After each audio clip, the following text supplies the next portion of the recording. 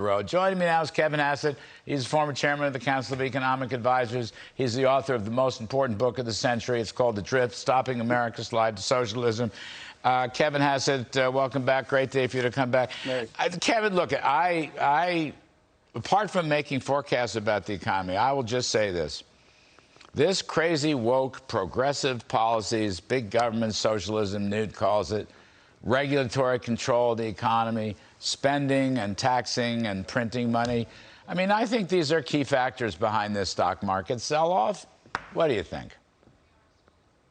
Yeah, absolutely. And, you know, I think that sadly, you guys were just talking a little bit about timing.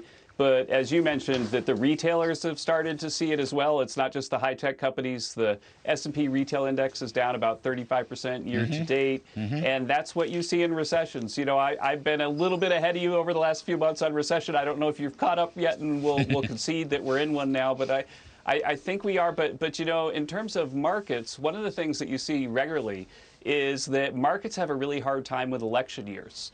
They don't like the uncertainty of, you know, maybe the Democrats somehow are able to, you know, maintain control. And then all of a sudden, all of these policies going after price gouging firms and so on are real. And so my expectation is that markets are not going to start to rally until after the election. And so it's really, really, really going to be a bumpy ride. Yeah, we ain't seen the worst of it yet. I really agree with that.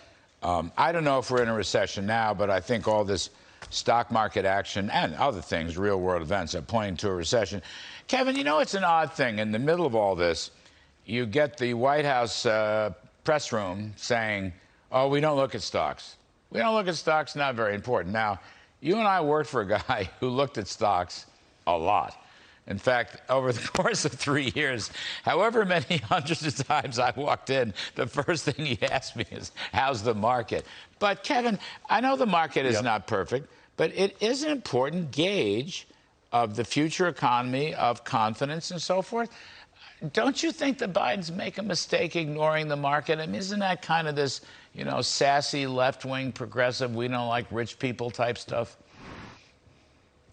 You know, I hope their economic team is not ignoring markets, but when you're the president and things look as bad as they do, then you probably are just pretending, you know, what me worry, right? And so absolutely they're trying to ignore markets, but the fact is that the markets are the ultimate judge of their policies, and the markets are saying no. You know, my favorite Trump story about markets, Larry, is you remember there was this talk about firing Jay Powell, and then the president decided not to do it, and just for some reason I was doing a gaggle outside the White House, and I said, hey, we're not going to fire Jay Powell. And then all of a sudden it's all over the news, and the market went up 1,000 points that day.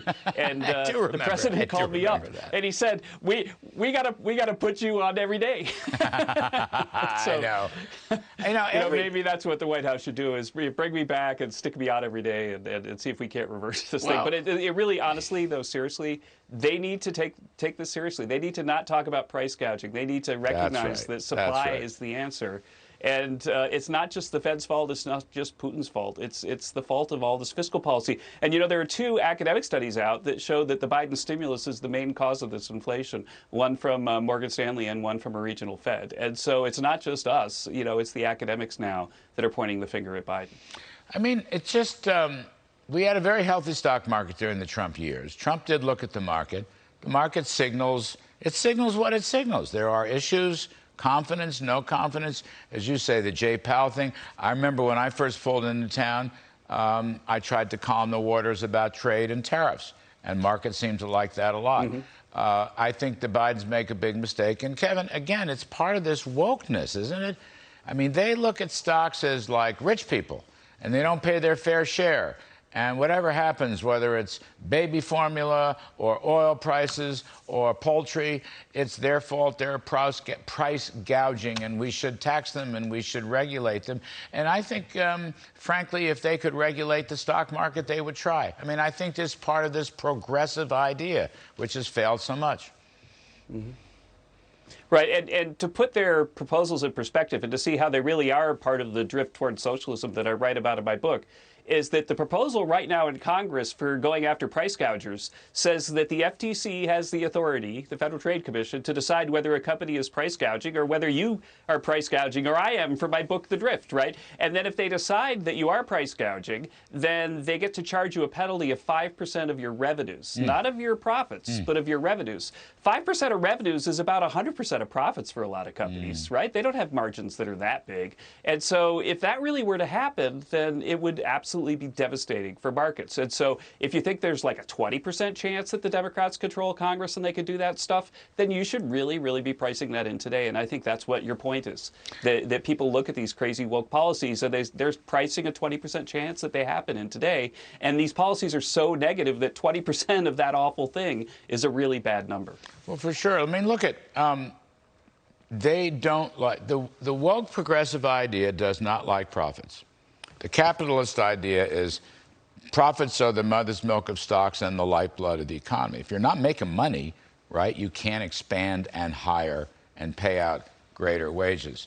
Now, carrying that over, I think there's still very, apart from specific overspending and overregulating and over money printing, Kevin, there's a lack of confidence. I think the stock market has been wobbly on confidence of the Bidens going back to last autumn. And I think that wobbliness and lack of confidence, and you see it in the polls, continues and is deepening and worsening. Right, and think about it, Larry, when you and I were there and there was something that rattled markets, then you went out there first, and then the next day I went out, and delivered the message that we worked on to help markets understand what was going on and to understand that we were, aware of the risks facing the economy and that we had a plan to do something about it. Right now what's going on is they're in denial. And Secretary Yellen, sadly, is talking about how, repealing Roe v. Wade is going to hurt the economy. Oh. And so they are not focusing on the solutions that would calm markets, and that's why markets are spinning out of control. And, my old friend Alan Greenspan, who I worked with at the Fed and, I still stayed close with when I was at the White House, as you know, he used to come have lunch with us at the White House. He once told me when things really start going south, then you have no idea how far they're going to go. And I got to say that with a White House this out of control and a Fed this far behind the curve, that I'm really about as anxious as I've ever been, like going back to the financial crisis of how bad this could really get. Kevin, have you and Christy gone shopping lately? What does that look like in grocery stores, the price story?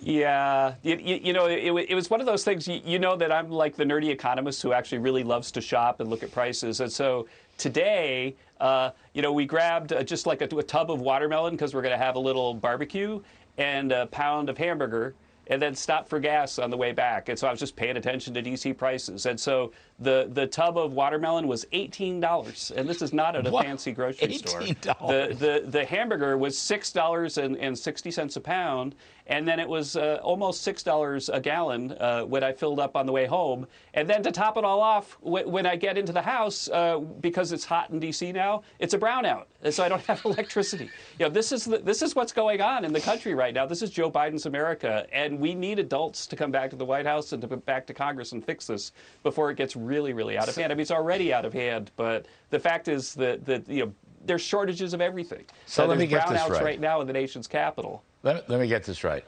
Which was more expensive, the hamburger or the gasoline? The hamburger was more expensive on the list price. On a unit basis. But because today was the last day for it, it was marked down a little bit. But if I don't eat it today, I'll probably get some disease. So you're barbecuing tonight. We're at the bargain aisle.